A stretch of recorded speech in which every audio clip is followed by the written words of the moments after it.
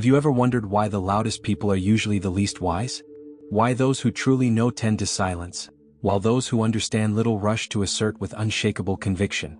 We live in a strange time, where knowledge has become a spectacle and ignorance, an applauded performance.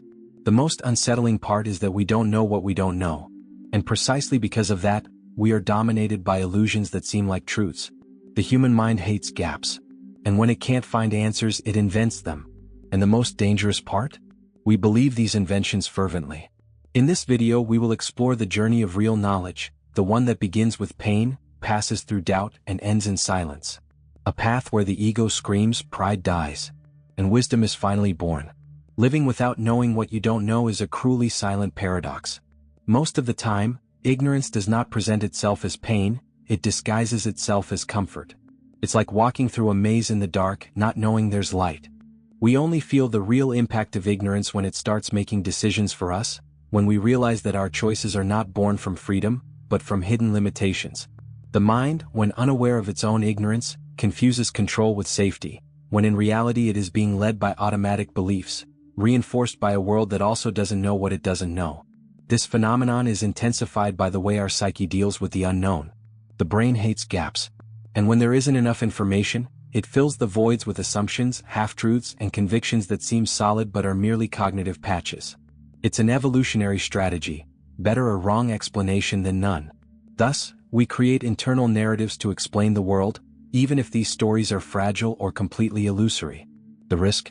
We begin to defend these constructs as absolute truths, and that's where ignorance gains power over us. Nietzsche said, "There are no facts, only interpretations." But what happens when interpretations are shaped by a poor repertoire? When we lack sufficient background, we confuse opinion with knowledge and feeling with truth. We enter a state of active ignorance, where the absence of doubt is mistaken for wisdom. This form of blindness is sneaky because it rarely comes with immediate discomfort. It installs itself slowly like emotional anesthesia, until a reality shock, a loss, a failure, a frustration, reveals how far we were from reality. From that point on, ignorance ceases to be invisible. It hurts. And the pain comes not only from realizing you don't know, but from the regret for all the decisions made based on false certainty. It's at this moment that many enter a crisis, others flee, and a few wake up. Awakening usually comes as a wound, realizing that the mind deceived us not out of malice, but as a survival instinct. Ignorance hurts, yes, but only after you understand what it prevented you from becoming. Blind confidence can seem like a virtue to the inattentive. In a world where appearance matters more than being, those who speak with assurance are often heard, even if they say absurdities. This kind of confidence acts as a shield, not of truth, but of mediocrity. Mediocre people, in the etymological sense, often shield themselves with certainties that wouldn't withstand a good question. It's more comfortable to appear competent than to confront one's own ignorance. And the less they know, the more they assert, the more they opine, the more they feel entitled to teach.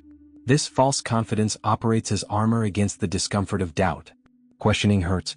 Doubting requires courage. But the human mind is programmed to seek comfort, not necessarily truth. So we create certainties as emotional shelter. And this shelter, over time, prevents growth. Mediocrity perpetuates because the illusion of knowledge numbs the desire to learn. It's the paradox of living surrounded by fragile certainties without ever daring to doubt them. Interestingly, the most insecure are often the ones who appear most confident. This happens because deep insecurity can generate a compensatory impulse, an exaggeratedly confident, even authoritarian posture. The fear of appearing weak leads to the theater of certainty, and social applause feeds the character. This is a common trap. Unaddressed insecurity disguises itself as arrogance, and the person lives inside a persona that shouts truth so they don't have to hear their own fears. Outwardly, conviction. Inwardly, panic of being discovered. Those who truly know themselves rarely assert anything fanatically. They know that the complexity of the world demands nuance and that every unquestioned certainty may hide even greater ignorance. Philosophy has always respected those who doubt. Socrates taught, "I know that I know nothing." And this not knowing is not a failure, it's a starting point. Those who recognize their limits open space to expand their minds.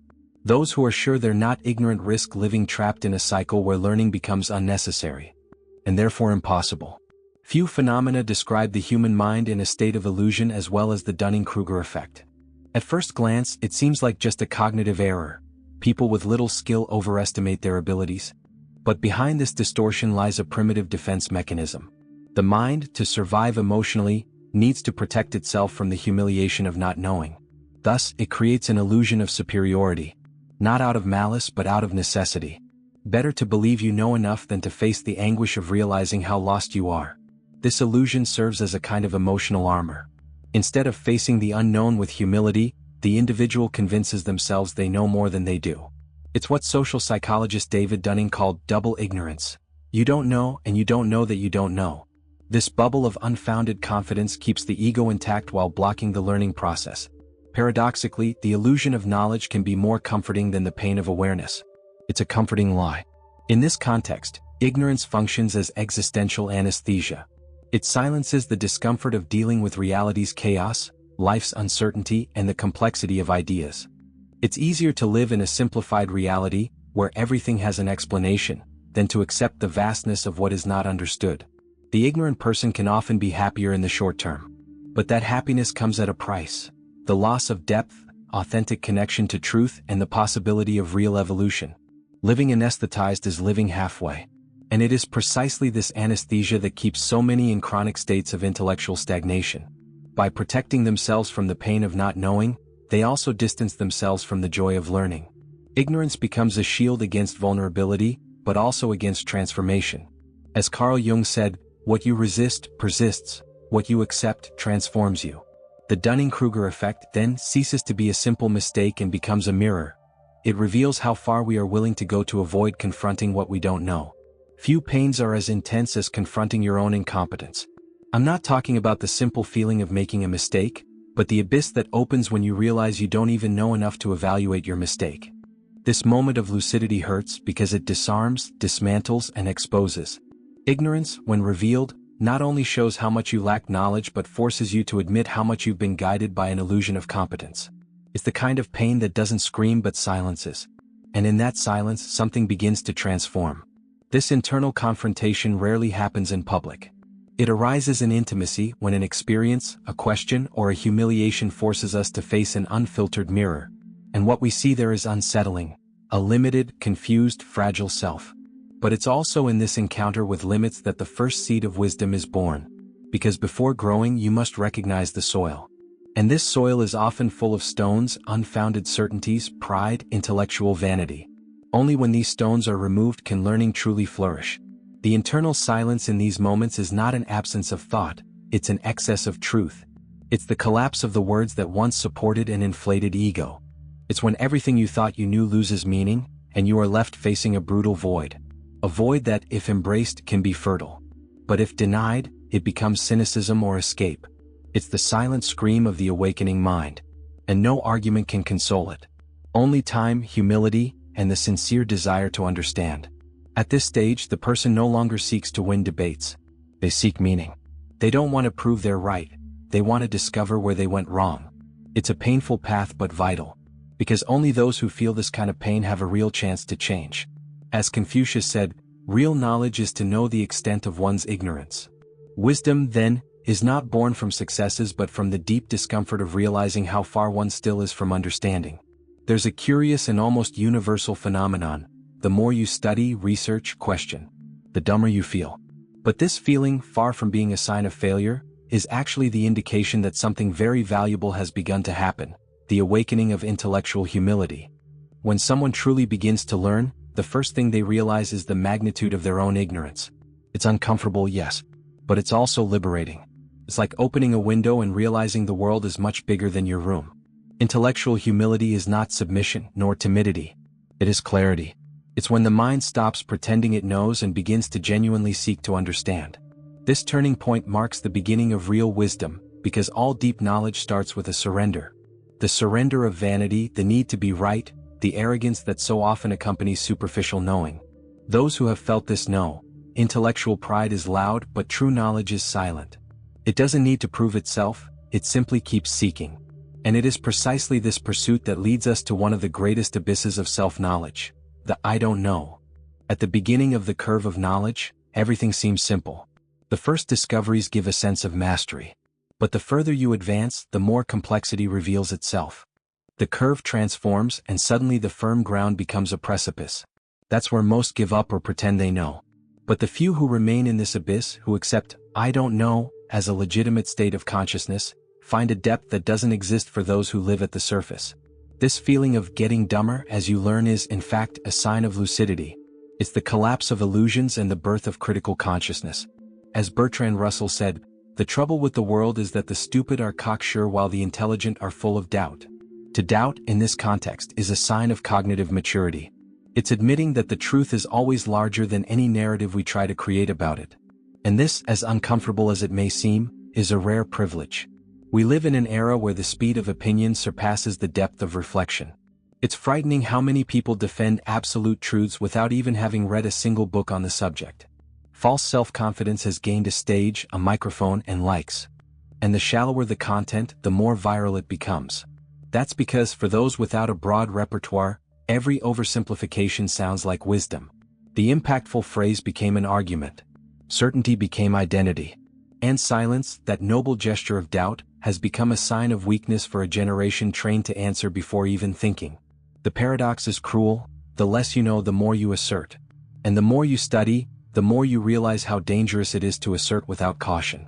This dissonance has created a cultural phenomenon, the cult of the opinion giver. People who confuse conviction with knowledge and aggressiveness with authority. They don't dialogue, they deliver speeches. They don't listen, they wait for their turn to speak. And if you confront them with a fact, they respond with a joke or an insult. Reason is lost in the noise of performance, and critical thinking dissolves in the foam of vanity. Behind this epidemic of certainty screams digital narcissism, a constant need for validation, visibility, and applause. Social media feeds this cycle with algorithms that reward sensationalism and penalize nuance. In this environment, thinking slowly became a disadvantage. Reflection, which requires time and silence, doesn't compete with the immediacy of reactions. The digital ego needs to be right always, even when it's wrong. And when it doesn't know, it pretends it does, to maintain the fabricated authority. It's the performance of knowing, and the audience applauds. The result is a world saturated with opinion and starving for understanding. A place where the volume of the voice carries more weight than the coherence of ideas. Where true knowledge, that which is built with study, doubt, and humility, is ignored for being too difficult. As Hannah Arendt warned, the greatest enemy of thought is banality. And perhaps we are indeed living banal times. Not from lack of information, but from an excess of presumption.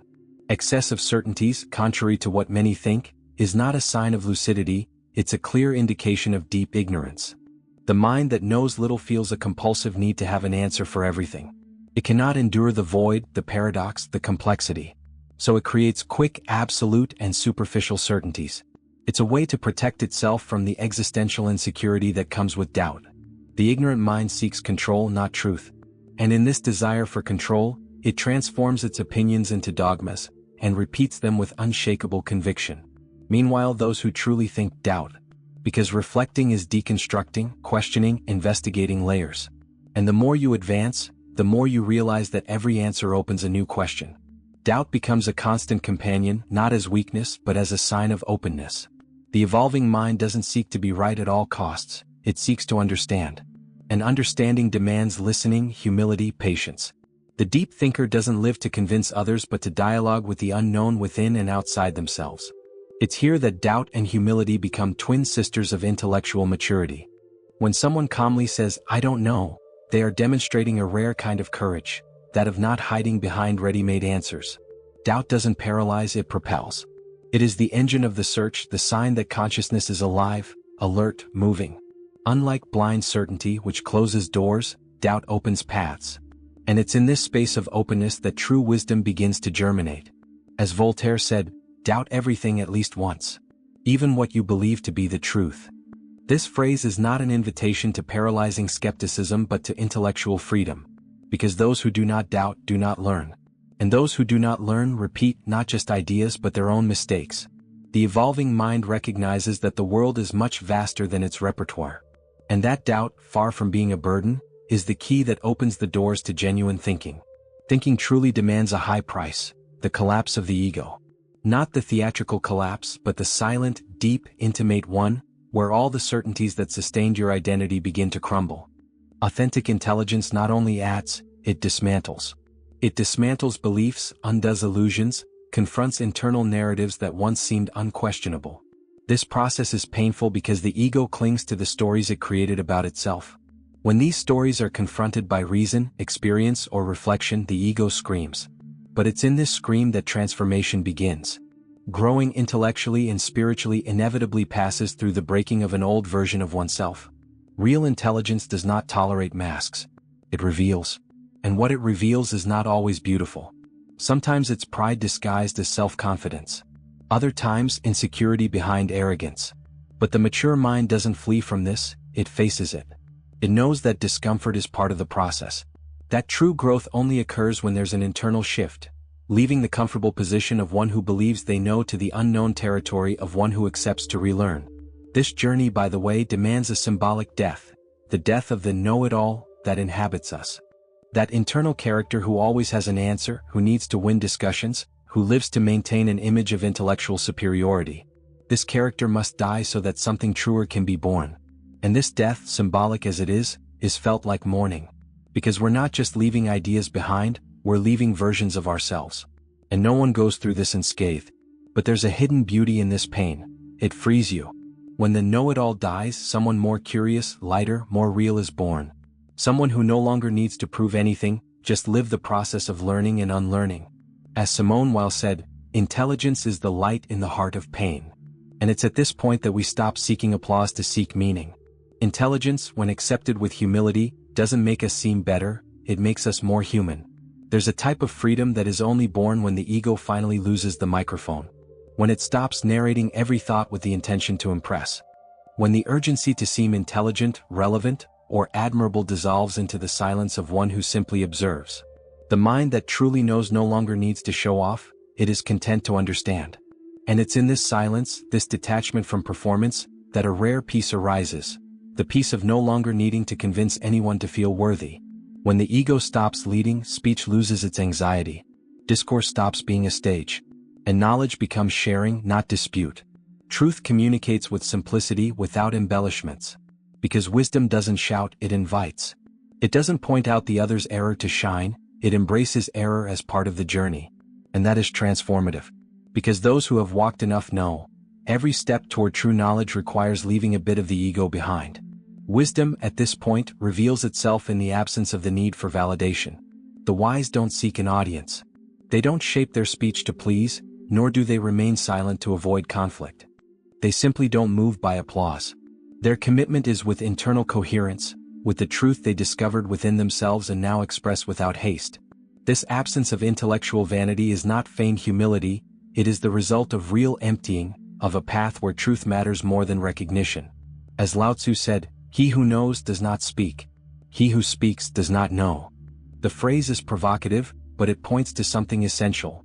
True knowledge is silent. Not due to a lack of content but due to emotional wisdom. Because when you understand the vastness of what you still don't know, the last thing you want is to seem like a master. You start to communicate not to win debates, but to inspire reflection. And in this unpretentious gesture, you often teach more than 1,000 speeches.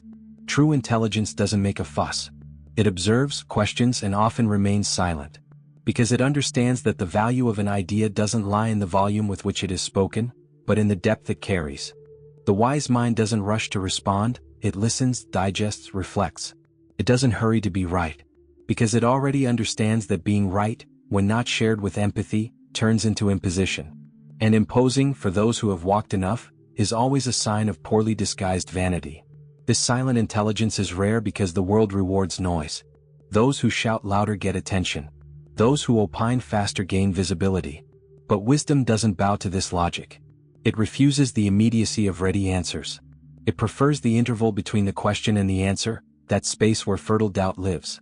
Where, "I don't know yet," is nobler than the empty, "I know everything." It's in this interval that true knowledge breathes. In a world obsessed with speaking, the act of listening becomes revolutionary. Listening is not merely a passive gesture, it is a demonstration of presence, respect, and maturity. Listening is allowing the other to exist in their complexity without the immediate need to correct, judge, or compare. It is an exercise in active silence, where attention becomes acceptance. And it is in this acceptance that the deepest transformation often lies. That's why the wisest are those who, before speaking, listen. Before answering, reflect. And before asserting, consider. Because they don't need to prove anything, they only seek to understand better. As Epictetus said, we have 2 ears and 1 mouth so that we can listen twice as much as we speak. Wisdom, then, is not the absence of words but the presence of listening. And in that listening lies true authority, that of those who know they don't need to be the center to illuminate everything around them. Deep down, true intelligence doesn't seek an audience. It observes, listens, and quietly continues, precisely because it understands that knowing is not dominating, it is freeing oneself from the illusion of control. In a world that rewards shallow certainties and noisy emptiness, choosing doubt, listening, and humility is almost an act of resistance. Ignorance hurts, yes, but only when we stop using it as anesthesia and start seeing it as a starting point. All real transformation begins when we have the courage to abandon the "I know" and open space for "what else can I understand?" And in this process, something in us dies. But something much greater is born. Now tell me, how many of your certainties do you still hold out of fear of realizing how much you don't know? Which truths do you defend without ever having questioned them? And what if the silence of doubt is exactly what you need to start thinking more clearly? If this conversation provoked, disturbed, or illuminated you in any way, comment below. Share your doubts, they are the beginning of your freedom. And of course, if you want to continue this journey, enjoy the content on the screen now. Subscribe to the channel, turn on notifications.